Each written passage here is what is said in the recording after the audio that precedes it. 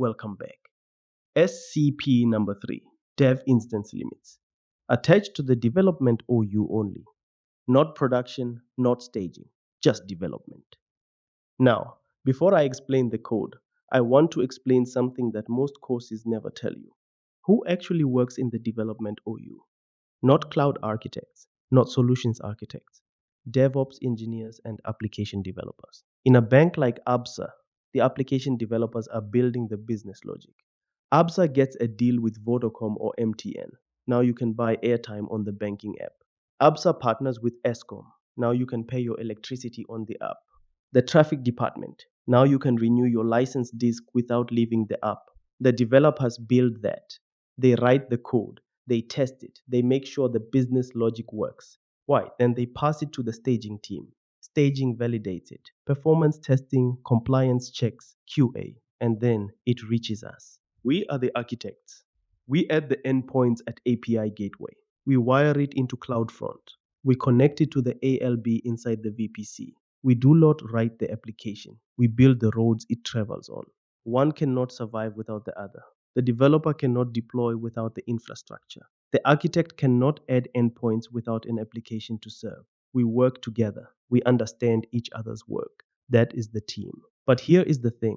DevOps engineers and application developers, they are pulling code, running pipelines, testing containers in Kubernetes, pushing images to ECR. They are not designing the architecture. They do not need a Ferrari to do that work. Think of it like a company car policy. The company gives every employee access to a vehicle. But the policy says you can drive the Polo, the Corolla, the Fortuna. You cannot take the Ferrari. Same idea here. Developers have access to EC2, but the SCP says, here are the instance types you are allowed to use. Everything else, the keys are not yours. It targets EC2 run instances specifically. Developers can still describe instances, stop them, start existing ones. Only the launching of new expensive instances is restricted. What instance types are allowed? T3 micro, T3 small, T3 medium. Best of all, cheap. About 8 to 30 Rand per month. Perfect for development workloads. C6i large and C6ix large. Compute optimized. For build servers and test suites that need consistent CPU performance. What instance types are blocked? M7i4X large.